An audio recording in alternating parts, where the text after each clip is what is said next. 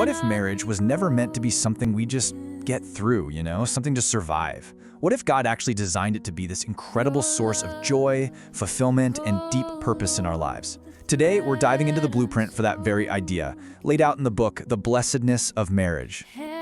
It's so easy to look around and feel a little down about marriage, isn't it? We see the struggles, we see the heartbreak. But this quote, this is all about hope. It's a reminder that the original plan for marriage, the one designed for joy, hasn't gone anywhere. It's just waiting for us to rediscover it. So how do we do that? How do we find that plan? Well, the book gives us a really clear roadmap. We're going to start with a huge mindset shift, thinking of marriage as a covenant, not a contract.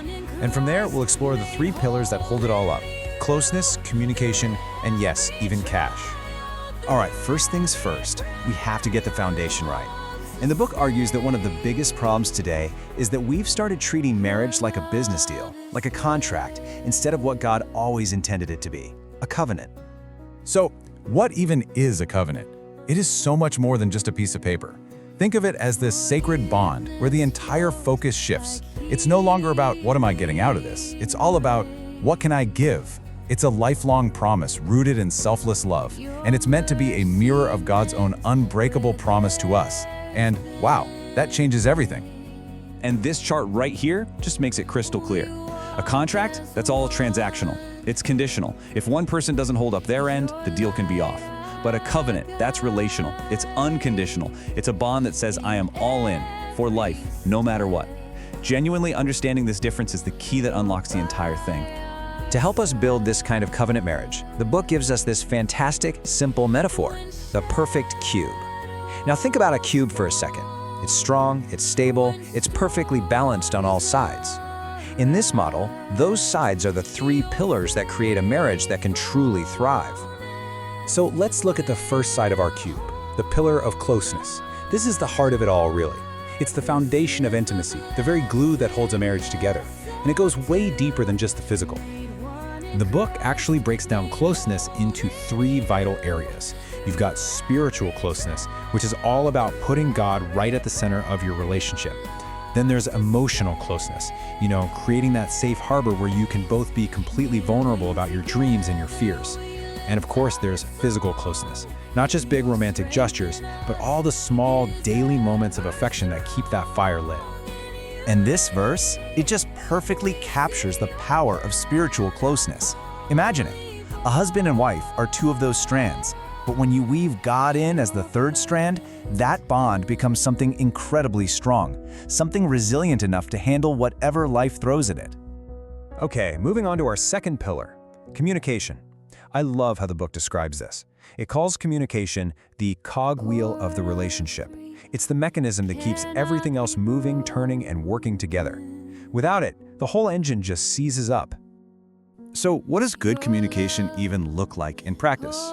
Well, it starts with active listening. And that means your goal isn't to win an argument. It's to actually understand where your partner is coming from.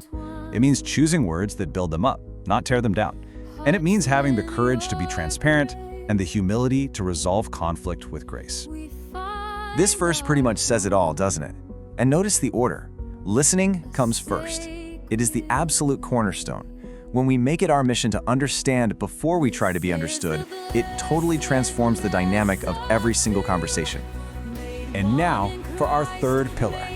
Let's be honest, this is the one that causes so much tension and stress for so many couples: money.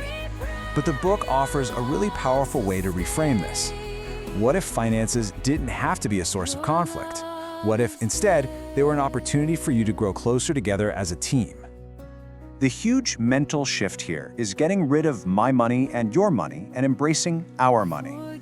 It all starts with stewardship, this idea that everything you have is a gift from God that you get to manage together. That means you're a team, collaborating on budgets and goals. It means being totally transparent to build rock-solid trust and making generosity a core part of your financial life. Now, this isn't all just theory. To back this up, the author actually surveyed 300 people, and one number in particular was just staggering: 75%.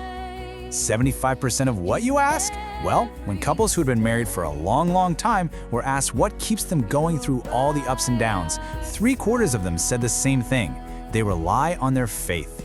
And that just brings us right back to that first pillar of spiritual closeness, proving just how essential that foundation truly is. So you see, when you put it all together, that foundation of a covenant, held up by the strong pillars of closeness, communication, and cash, you get a truly powerful framework. This is more than just advice. It's an invitation to stop settling for a marriage that's just okay, and to start building one that truly, deeply thrives. And that's really the question, isn't it? Are you ready? Are you ready to move past just getting by and start actively, intentionally building that strong, joyful, fulfilling union that God intended for you from the very beginning? If this is speaking to your heart, the book The Blessedness of Marriage goes so much deeper, laying out the entire blueprint. It's just filled with practical, faith-based wisdom that you can start applying today to strengthen your foundation and begin transforming your union. So, the book we've been walking through, The Blessedness of Marriage, has the complete roadmap with all the details and principles. It's available now whenever you're ready to take that next step on the journey. Because in the end, that's what this is all about. It's not just about having a good marriage. It's about building a marriage that is a beautiful reflection of the love, the grace, and the faithfulness of God's own heart.